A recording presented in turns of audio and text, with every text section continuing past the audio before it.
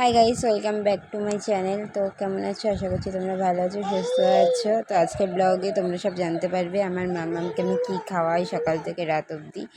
তো আমি আমার খাবারটা তোমাদের দেখালাম, ডাল আর ডিম ভাজা দিয়ে সকালে মানে আমি ব্রেকফাস্ট করেছি। আর মামাকে সকালবেলা সাবু কলা দিয়ে দুধ দিয়ে খাওয়াই, কাঁঠালি কলাটা খাওয়াই। তারপরে দেখো খাওয়া নিয়ে কি বায়না, খাবে না এই ডুমডুম বাজাতে হয়, এই হাটিম জ্বালাতে হয়।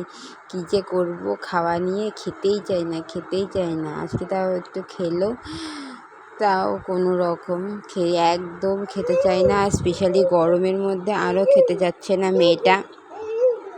তারপরে সকালবেলা ওরকম খাওয়ানোর পরে দুপুরবেলা আর কি স্নান টান করে দেখো আমার সাথে একটু খেলু করছে, এই যে দুস্তু করছে, বলি ঘুমু করো। এই যে তারপরে দুপুরবেলা লাউ দিয়ে মুসুর ডাল দিয়ে চাল দিয়ে একটু হলুদ দিয়ে খাওয়াচ্ছি মাম্মামকে। খাওয়ানো মানে ভীষণ যুদ্ধ করা আমার মাম্মামের সাথে। আমার মনে হয় প্রত্যেকটা বাচ্চার সাথে মাদের এই যুদ্ধটা প্রতিনিয়ত চলে আসে। আর দিদুন খাওয়ার পরে দিদুনকে নাচ দেখাচ্ছে আমার মাম্মাম। আর আমার মা তো দিনে যে কতবার ফোন করে হিসাব নেই, কারণ অ্যাকচুয়ালি একা থাকি, কেউ তো অত খোঁজ খবর নেই মানে মা ছাড়া। তো এই জন্যই তারপরে জানলায় বসে আছি বিকেলবেলা।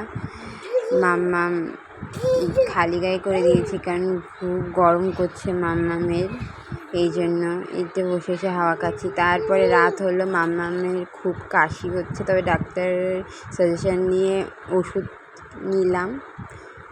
ওষুধ থাকে এই ওষুধগুলো, তাও ডাক্তার বললো যে এই ওষুধটা খাওয়াবে আর নাকে ড্রপটা দেবে। আর এই গরমে ভাপ নেওয়া তো খুব মুশকিল হয়ে যাবে, তাই না?